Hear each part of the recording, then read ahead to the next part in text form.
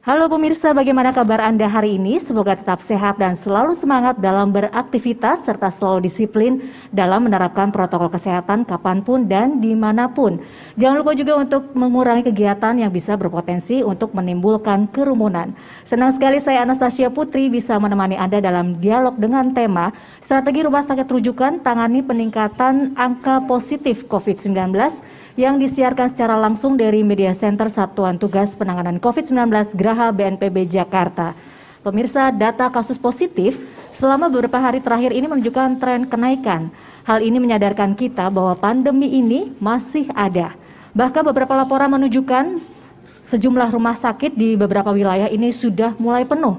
Karena itu kita semua harus waspada dengan disiplin untuk menerapkan protokol kesehatan. Mari kita hargai perjuangan tenaga kesehatan yang hampir 10 bulan terakhir berjibaku merawat pasien COVID-19. Lalu bagaimana tren meningkatnya kasus positif COVID-19 ini dan perkembangan terkini dari Rumah Sakit Darurat COVID-19 Wisma Atlet telah hadir di studio pada siang hari ini Koordinator Rumah Sakit Darurat COVID-19 Majen TNI Dr.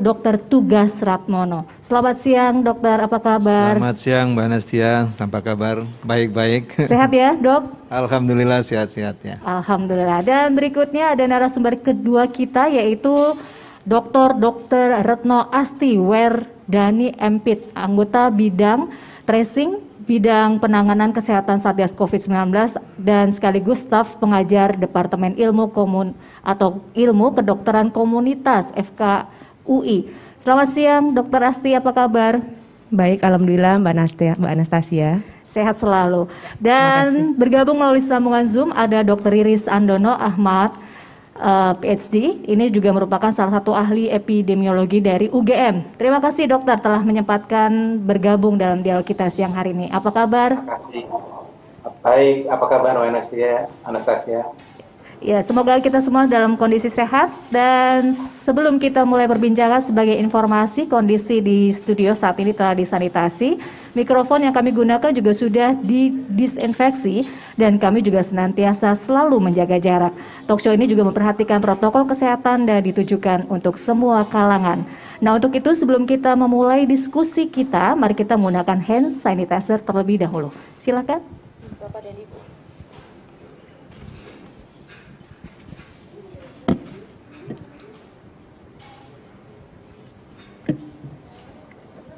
Terima kasih. Nah, pertama-tama ini saya mau bertanya ke Majen Tugas nih. Melihat perkembangan kasus yang terjadi selama beberapa hari ini, bahkan ini sempat tembus angka 8.000. Lalu bagaimana kondisi terkini? Untuk di Wisma Atlet sendiri saat ini ya, sehari ini laporan pagi jam 6 pagi, ketersediaan atau hunian dari Rumah Sakit Darurat COVID. Di sana ada Rumah Sakit Darurat COVID yang menangani gejala ringan dan sedang, dan juga yang flat isolasi mandiri di sana, atau hanya tower 1 sekarang, flat tower 5. Di Rumah Sakit Darurat COVID sendiri saat ini huniannya adalah 57,44% ya. Jadi masih lebih dari 40% lah tersisa untuk hunian. Dan yang di isolasi mandiri kita hunian kita adalah 52,7%. Jadi masih cukup lah, lebih dari 40% juga di sana. Dan ini jumlah pasien yang diisolasi saat ini adalah 825 ya, dari 1.500 hunian ya.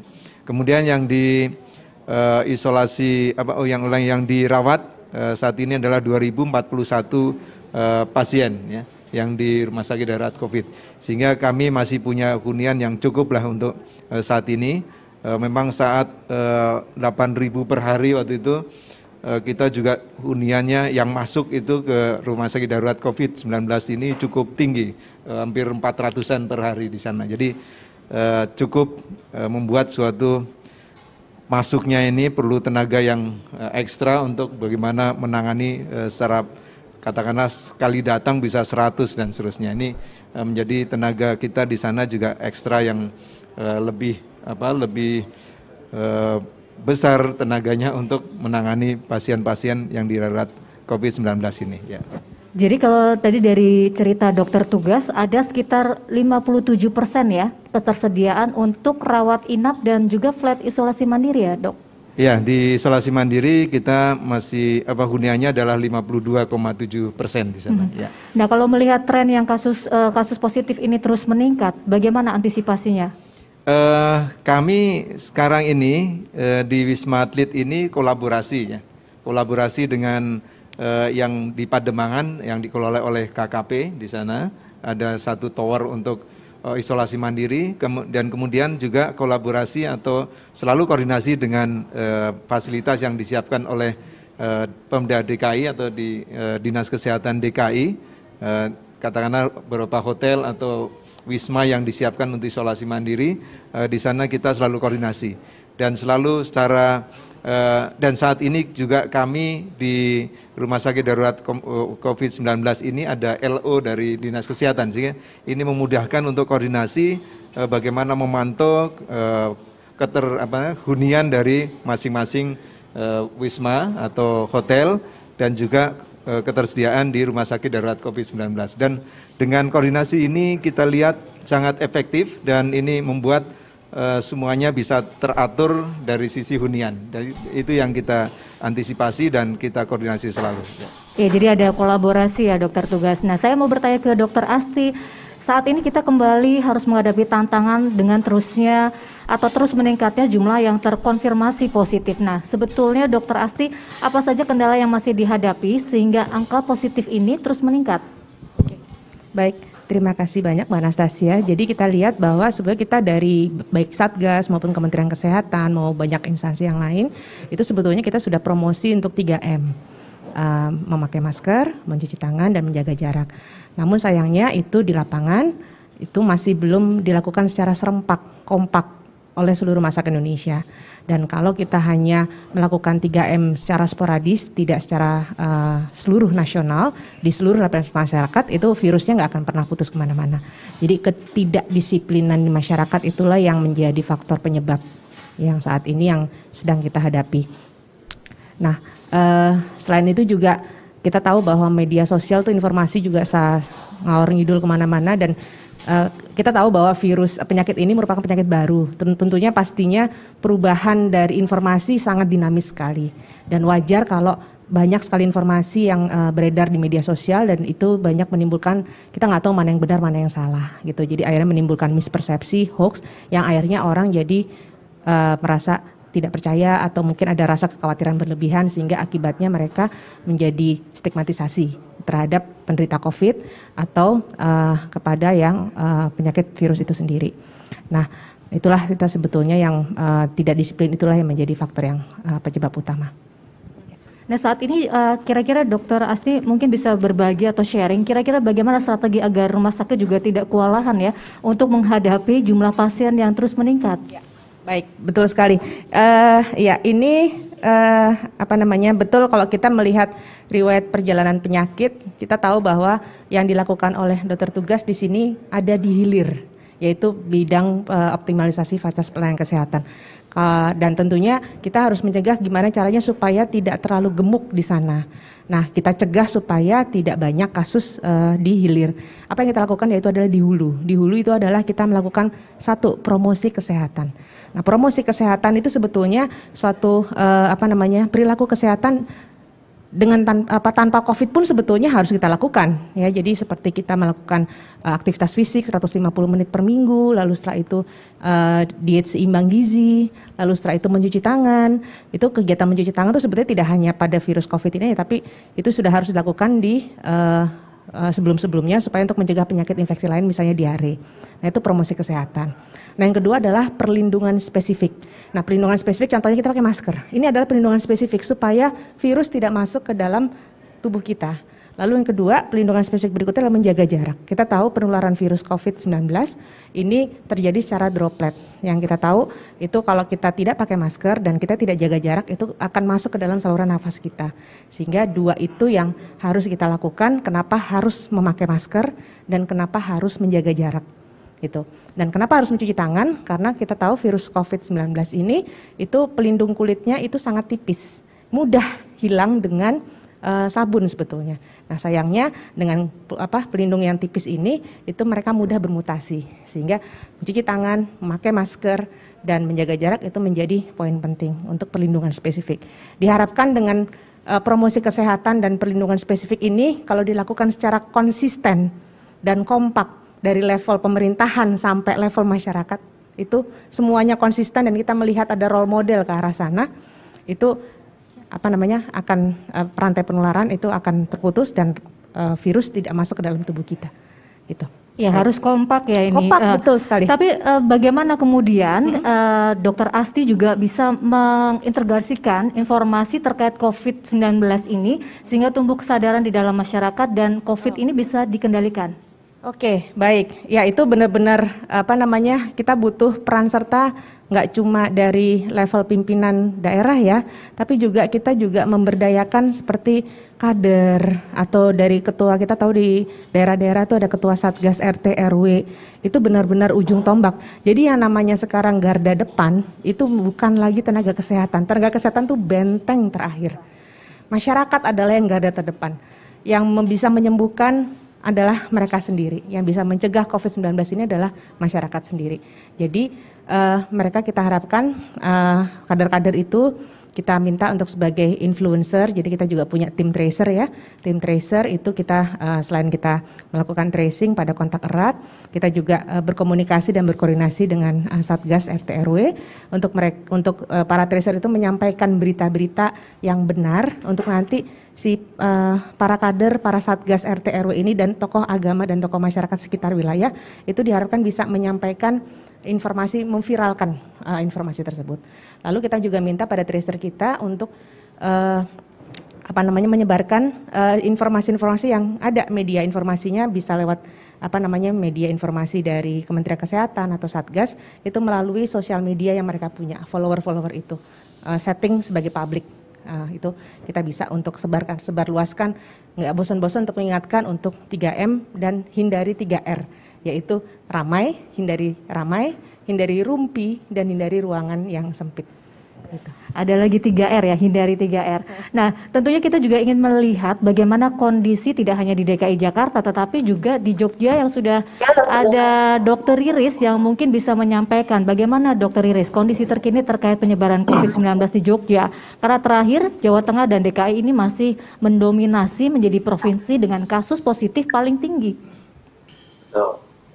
Ya, di Jogja beberapa hari ini kan kita bisa melihat kita mempunyai beberapa kali pemecahan rekor kasus baru. Tentu saja ini di satu sisi adalah karena kita pemerintah melakukan pengetesan yang lebih banyak lagi, tetapi di sisi lain ini juga menunjukkan bahwa penularannya itu juga semakin meningkat dan meluas. Dan saya rasa ini salah satunya di samping memang kita tidak cukup konsisten untuk menegakkan aturan 3M itu, terutama tadi ada juga 3R, tetapi juga bahwa ketika orang ditanya seringkali mereka akan mudah menjawab bahwa kita sudah menerapkan protokol, tetapi seberapa bagus protokol diterapkan itu hampir tidak ada evaluasi. Di samping itu kemudian juga mobilitas penduduk itu sudah semakin tinggi. Kita tahu bahwa virus itu tidak jalan kemana-mana, yang membawa itu ya karena orang melakukan mobilitas. Jadi kalaupun kita melakukan protokol, tetapi protokolnya kita tidak tahu seberapa bagus kualitasnya, ditambah dengan mobilitas yang tinggi, maka yaitu resep yang sempurna untuk terjadinya penularan. Jadi ini yang sedang kita hadapi di Jogja, apalagi kalau kemudian ada libur panjang, ada wisatawan. Kami tidak mengatakan bahwa wisatawan yang akan datang membawa masuk ya, tetapi bahwa semakin besar kerumunan, semakin tinggi mobilitas, itu akan semakin mempertinggi angka penularan COVID. Iya. Begitu, Mas. Tadi mungkin Dr. Riris juga bisa diceritakan ya, tadi berdasarkan pantauan Dr. Riris sempat melihat bahwa yang ada di rumah saat ini tinggal 11%, itu bagaimana itu, Dok? Baik, jadi begini, kalau kita bicara dulu pada awal pandemi, Jakarta misalnya sebelum sekitar April, Mei, Maret itu sebenarnya penularannya cukup terkendali karena hampir 60-70% orang itu bisa dipaksa tinggal di rumah. Nah, itu sebenarnya sama seperti kalau efek itu, kalau ada sekitar 70% orang bisa dipaksa tinggal di rumah, itu sama seperti terciptanya semacam kondisi dalam tanda petik herd immunity, karena kemudian virusnya sulit untuk mencari orang untuk ditulari. Nah, kalau kemudian orang sudah bosan di rumah dan kemudian keluar lagi, apalagi yang di rumah tinggal sedikit, saya melihat data terakhir di Google Mobility secara rata-rata yang proporsi yang tinggal di rumah itu sekitar 11%. Ya berarti kan interaksi itu terjadi. Dan itu yang menyebabkan transmisinya menjadi meningkat. Jadi di samping bahwa kita memang harus terus melakukan 3M pada situasi seperti ini, pada situasi di mana penularan di masyarakat sudah tidak terkendali, upaya untuk membuat orang tinggal di rumah sementara, kalau dalam misalnya dalam perhitungan secara teoritis epidemiologis, kalau kita bisa membuat orang bisa tinggal di rumah minimal 2 minggu, karena 1 minggu itu adalah periode penularan virusnya. Kalau 2 kali 2 periode penularan, resiko penularannya bisa diturunkan secara signifikan. Nah, setelah itu baru kemudian harus digenjot lagi 3T, 3M dengan sangat kuat dan konsisten, maka seharusnya secara teoritis kembali bahwa ini bisa menurunkan angka penularannya sampai pada level terkendali. Ini yang sebenarnya perlu dilakukan juga pemerintah saat ini untuk dalam tanda petik memaksa masyarakat dalam waktu 2 pekan katakanlah untuk bisa tinggal di rumah, menurunkan transmisinya, dan setelah itu kita bisa tetap dengan 3T, 3M yang sangat kuat dan konsisten. Ya, tentunya kita juga berharap pada adanya vaksin ya dok, yang kemarin juga telah tiba di Indonesia. Apakah dengan demikian dapat menghentikan penyebaran COVID-19 dan bagaimana dengan kinerja vaksin ini dok? Ya, kalau kita lihat kan ada beberapa vaksin yang akan kita gunakan. Ada Sinovac, ada kemudian Pfizer yang tiba kemarin, Pfizer ya. Itu dengan angka efikasi yang berbeda-beda. Kalau tidak keliru, Pfizer itu sekitar 90-95%, Sinovac sekitar 70%. Nah, itu tentu akan membutuhkan beberapa upaya agar itu bisa menjangkau sebagian besar masyarakat. Secara teoritis juga dikatakan karena angka reproduksinya sekitar 2-3, jumlah populasi yang harus terlindungi dengan vaksin itu sekitar 70% agar penularannya bisa dihentikan. Nah, sekarang 70% dari penduduk Indonesia itu berapa? Sekitar mungkin hampir 200 juta ya. Nah, kemampuan untuk bisa menjangkau hampir 200 juta orang itu dalam waktu yang singkat,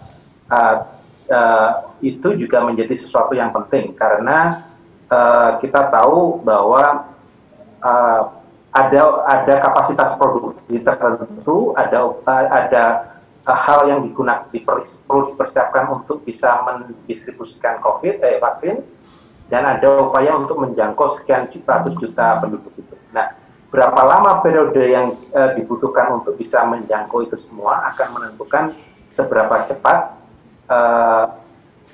COVID ini bisa dihentikan penularan. Hanya saja memang kita juga perlu melihat sebenarnya berapa lama imunitas vaksin itu juga tertahan. Karena ada beberapa paper yang menunjukkan bahwa setelah berapa bulan imunitasnya bisa menurun, jadi seberapa cepat kita bisa menjangkau 70% penduduk Indonesia itu juga akan mempengaruhi. Kira-kira demikian. Iya, tentunya masih terus berproses. Nah, dokter tugas, kita masih menunggu bagaimana proses vaksin ini, tapi kita juga terus memantau ya bagaimana perkembangan tingkat keterisian RSDC yang waktu itu sempat turun. Kemudian sekarang naik lagi nih, dok. Bagaimana dokter tugas melihat ini? Ya, saya kira ini tidak terlepas tadi disampaikan oleh Dr. Retno atau Dr. Rastia ya, sama Dr. Iris tadi, bahwa ini kan kembali bahwa rumah sakit ya, dimanapun itu, termasuk rumah sakit darurat COVID-19 ini kan berada di hilir atau benteng terakhir tadi katakanlah. Dan kita sudah sering ya sampaikan seperti itu. Dan garda atau pertempuran di depan itu adalah di masyarakat atau di hulunya di sana. Jadi ini kita harus betul-betul konsisten di dalam bagaimana kita mencegah, menghambat atau memutus rantai penularan. Itu sangat penting secara konsisten dengan 3M, dan saat ini ada lagi tadi 3R gitu, tapi ada juga istilah lagi 3H gitu. Hindari kerumunan, hindari kontak erat, hindari ruang tertutup atau kamar tertutup gitu ya di dalam bekerja saat itu. Ini sangat penting dilakukan secara konsisten. Di rumah sakit darurat COVID-19 memang saat Oktober lah katakanlah, Oktober sebelum liburan itu sampai 1 November lah katakanlah, itu memang betul-betul turun di sana. Jadi bahkan itu mencapai di hunian isolasi itu mencapai 17% dari hunian yang ada waktu itu 3.000 sekian. Jadi ya saat ini kan digunakan hanya 1.000 sekian. Kemudian yang dirawat itu adalah mencapai 32%. Nah saat ini melonjak tinggi di sana. Saya kira karena karena memang di dalam penularan cukup tinggi. Selain bahwa coveran atau tracing tesnya itu menghasilkan yang tinggi untuk cakupannya, tapi di sisi lain ini terjaring itu kan karena ada penularan yang cukup tinggi juga. Nah kembali inilah yang kita harapkan ya, kami dengan teman-teman di rumah sakit, tidak hanya di rumah sakit Wisma Atlet tentunya, bahwa betul-betul marilah kita betul-betul memutus rantai penularan di masyarakat ya, dengan melakukan betul-betul konsisten disiplin protokol kesehatan ya. Dan ini saya kira walaupun nanti juga vaksin sudah dilakukan, saya kira ini kita tetap harus melakukan kehidupan baru katakanlah, normal baru ya namanya, adaptasi kebiasaan baru, karena ini kan masih prosesnya panjang ini, dan ini vaksin diikuti dengan proses kebiasaan hidup yang baru, ini sangat penting dengan melakukan atur jaraknya, jaga jarak, hindari kerumunan, dan disiplin betul di dalam itu suatu keteraturan yang sangat baik, dan ini kita harapkan rumah sakit mudah-mudahan tidak meningkat lagi di situ kasusnya. Saya kira itu Mbak Manastia. Ya, saya juga penasaran bagaimana dengan kondisi tenaga medis di rumah sakit darurat setelah 10 bulan ya dokter tugas sudah berjibaku untuk merawat pasien di sana. Iya, secara manusiawi memang kalau sudah lama sekali ya pasti ada kejenuhan, ada banyak hal terjadi di dalam secara psikologis ya, sehingga kita harus jaga jangan sampai bosan memberikan pengobatan pada pasien gitu. Ini yang selalu kita ajak, dan kita seperti tadi pagi kami himbau pada mereka, kita jangan sampai kejenuhan di dalam melakukan suatu tugas mulia, tugas kemanusiaan ini harus dilakukan secara ikhlas, dan betul-betul ini kita harus berjuang terus sampai kapanpun ya, supaya kita tetap selalu bugar gitu. Dan di sana memang kita bekerja secara shift gitu ya. Jadi tiap orang ini akan selalu bekerja 8 jam di sana, dan nanti 32 jam kemudian baru ada shift berikutnya. Jadi dengan waktu 32 jam saya kira ini juga cukup untuk relaksasi saat akan bekerja kembali. Yang di sisi lain juga ada psikologi, ada olahraga, ada hal-hal lain lah yang bisa merelaksasi sambil dia meningkatkan fisiknya, menjaga fisiknya, meningkatkan imunitasnya, dan selalu kita ajak untuk selalu gembira, dan mereka selalu kita ajak untuk jangan lupa bahagia. Ini yang sering moto kita lakukan untuk para tenaga medis di Rumah Sakit Darurat COVID-19 ini. Ya, semangat terus ya untuk para tenaga kesehatan di Rumah Sakit Darurat. Dan dokter tugas, ini ada pertanyaan dari media, mohon dijawab. Ada dari Dinak, Koran Suara Pembaruan. Yang pertama, Bagaimana tanggapan mengenai kematian dokter dan perawat yang naik 3 kali lipat dalam seminggu dan kini totalnya mencapai 342 jiwa? Ya, kalau tanggapan tentunya kami selaku dokter juga sejawat-sejawat ini yang tentunya mendahului kita ini menjadi suatu keprihatinan ya sebagai kami bagian dari sejawat dokter ya kan. Dan ini tentunya ini menjadi suatu hal yang sangat-sangat harus kita sikapi dengan tentunya dengan positif, artinya bahwa kita saat ini yang masih di dalam berjuang melakukan penanganan COVID ini di rumah sakit, marilah kita juga harus betul-betul disiplin ya, pahami betul, jangan sampai terlena, artinya kita harus waspada untuk menyikapi bahwa kita betul-betul harus mencegah, jangan sampai seperti teman-teman yang sudah mendahului kita.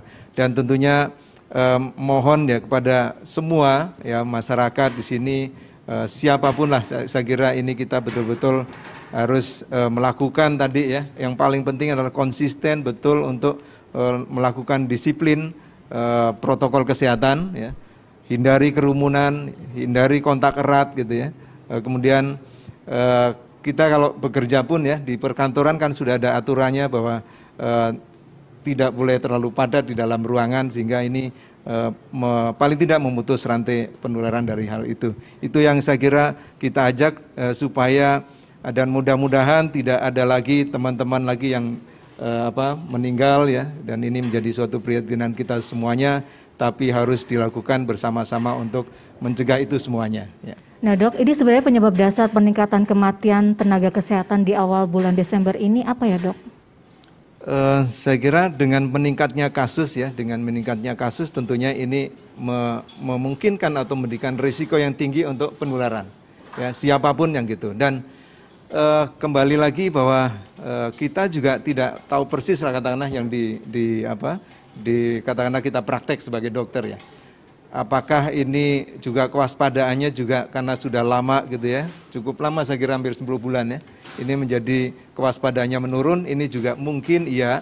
Nah oleh karena itu kita betul-betul mari semua yang berpraktek, baik itu dokter, perawat, harus selalu waspada.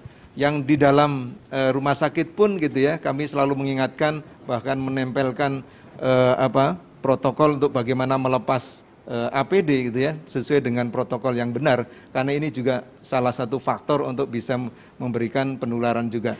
Dan betul saat tidak berpraktek pun di situ betul-betul kita harus terapkan protokol kesehatan dengan baik. Inilah yang kita harus lakukan terus-menerus, tidak ada hentinya, tidak ada kendornya untuk selalu melakukan hal-hal standar bagaimana memutus rantai penularan. Itu yang sangat penting saya kira. Nah, Dokter Asti juga sempat mengatakan bahwa masyarakat adalah garda terdepan ya.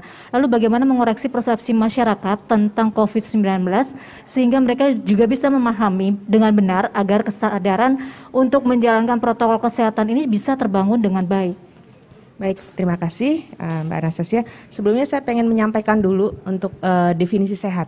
Jadi persepsi sehat sendiri dulu itu harus diluruskan. Jadi kalau menurut Undang-Undang Republik Indonesia nomor 36 tahun 2009 itu sehat itu merupakan keadaan sejahtera dari fisik, jiwa, dan sosial, memungkinkan setiap orang hidup produktif secara sosial dan ekonomis. Ini dibutuhkan oleh setiap individu, keluarga, komunitas, dan masyarakat. Dan ternyata yang namanya sehat itu tidak terbatas hanya bebas gejala. Jadi jangan sampai nanti masyarakat merasa sehat walaupun dia tanpa gejala. Belum tentu dia tanpa gejala itu dia kondisinya sehat.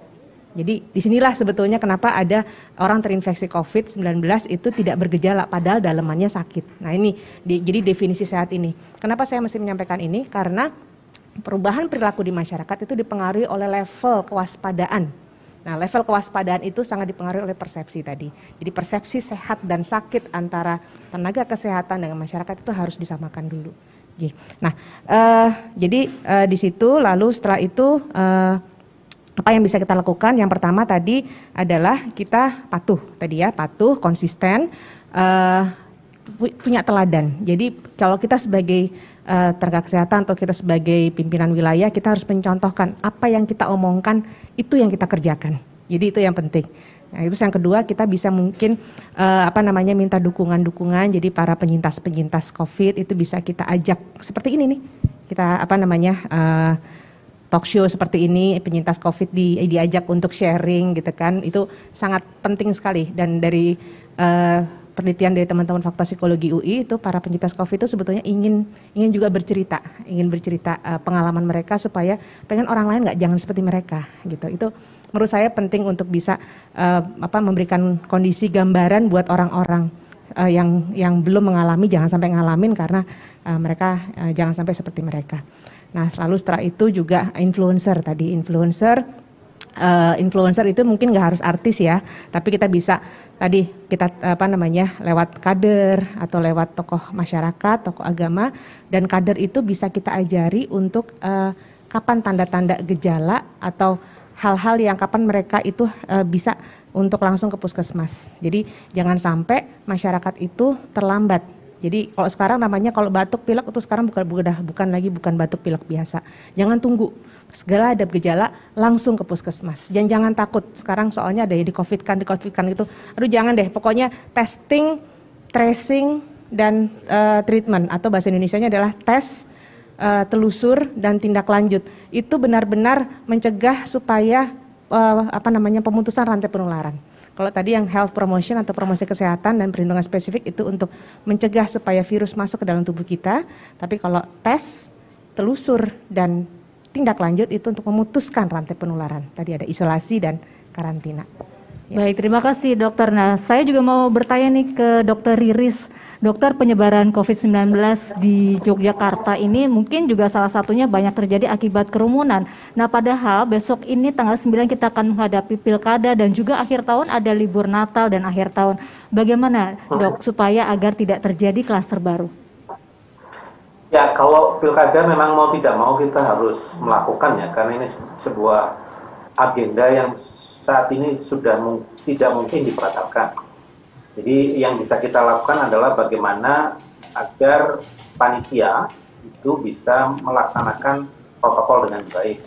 Bagaimana berbagai kebutuhan agar orang yang datang ke TPS untuk melakukan pencoblosan itu juga bisa dilayani, entah itu misalnya tempat cuci tangan, sanitizer, kemudian masker kalau diperlukan, kemudian jaraknya harus dipastikan cukup agar ada jaga jarak, kemudian arus flow pemilih itu juga jangan sampai bertabrakan atau timbul kerumunan, itu yang harus disiapkan. Dan tadi malam kebetulan saya juga ada talk show dengan Ketua KPU kebetulan di Sleman.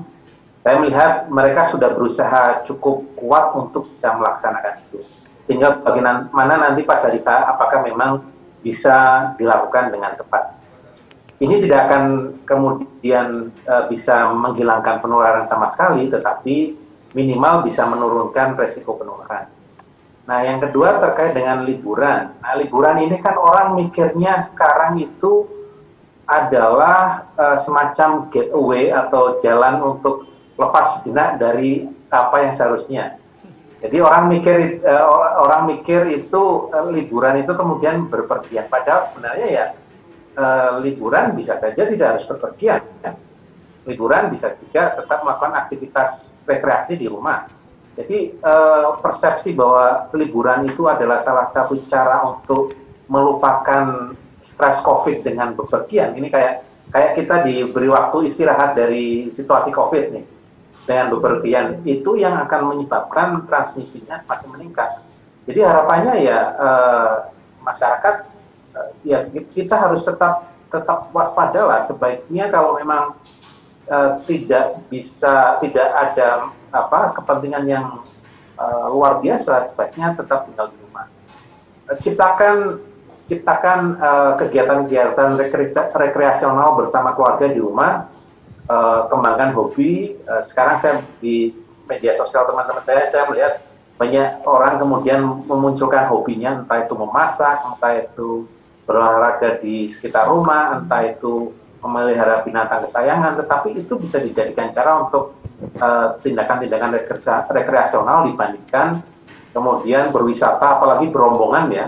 Barusan saja ada berita sekitar berapa puluh guru yang baru berwisata dari Jogja kemudian positif COVID. Jadi kalau bisa sebaiknya ditunda dulu deh, daripada kita tidak bisa rekreasi nantinya karena kemudian kita terkena COVID dan mungkin sebagian bahkan meninggal. Kira-kira itu kalau dari saya. Baik, terima kasih Dokter Riris. Dan terakhir nih untuk Dokter Tugas dan juga Dokter Asti, barangkali singkat saja himbauan kepada masyarakat agar disiplin untuk melakukan 3M. Iya, yang pertama adalah sadari betul bahwa COVID itu ada dan COVID bisa menyebabkan kematian, meninggal ya. Dan COVID itu bisa dicegah. Oleh karena itu, mari sama-sama semuanya adalah dimanapun ya. Kemudian untuk masyarakat dan kita semuanya harus disiplin protokol kesehatan, memakai masker, menjaga jarak, kemudian mencuci tangan, dan hindari kerumunan, hindari kontak erat, dan hindari untuk ruang-ruang tertutup saat-saat kita bekerja. Itu yang kita harus himbau dan mari kita sama-sama lakukan hal itu. Terima kasih. Ya. Silakan Dokter Asti. Baik, terima kasih. Saya hanya menambahkan yang disampaikan Dokter Tugas. Jadi betul tadi disiplin dan kita menjadi teladan untuk diri sendiri dan jadikan kita contoh buat orang lain dan nanti akan menyebar. Lalu setelah itu juga kita minta kalau bisa kita memberikan informasi dengan bahasa yang jelas, hindari bahasa-bahasa yang mungkin tidak dimengerti. Jadi kalau misalnya di daerah gunakan bahasa daerah lokal. Itu bisa tekankan. Lalu setelah itu tadi pastikan kita punya banyak WhatsApp group, kita punya medsos, itu kan media sosial, medsos dan WhatsApp group itu merupakan dua media informasi yang populer yang sudah disurvei oleh Badan Satgas. Ya, jadi bisa dimanfaatkan itu untuk memperkuat suara, amplify untuk information. Sama satu lagi mungkin kita perlu tadi orang yang terinfeksi COVID-19 jangan dijauhi. Ya, jangan dijauhi. Beri dukungan. Dia bukan aib. Jadi COVID-19 itu bukan aib, tapi kita mesti berikan dukungan, berikan semangat buat mereka. Lalu setelah itu, nanti setelah mereka sembuh, baru nanti mereka bisa kita mintakan cerita untuk bisa memberikan pengalamannya. Ya, baik, terima kasih Dokter Asti, Dokter Tugas dan juga Dokter Riris. Tiba saatnya kita di penghujung acara. Semoga bincang-bincang kita hari ini bermanfaat untuk kita semua.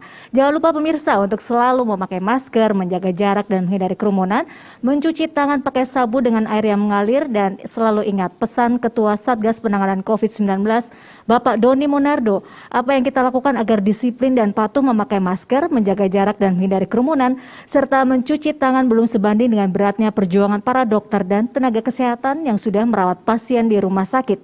Mereka yang mengabaikan protokol kesehatan sehingga menimbulkan korban jiwa bukan hanya dimintai pertanggungjawaban di dunia, tetapi juga di akhirat. Saya akhiri talkshow kita kali ini. Saya Anastasia Putri bersama tim yang bertugas dan para pembicara undur diri. Selamat siang dan sampai jumpa.